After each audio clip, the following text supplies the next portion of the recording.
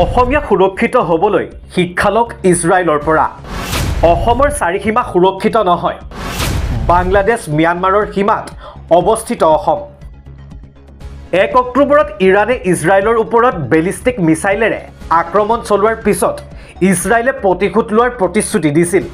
সেই আক্ৰমণত ইৰাণে ইজৰাইললৈ 180টাতকৈও অধিক বেলিষ্টিক মিছাইল নিক্ষেপ কৰিছিল।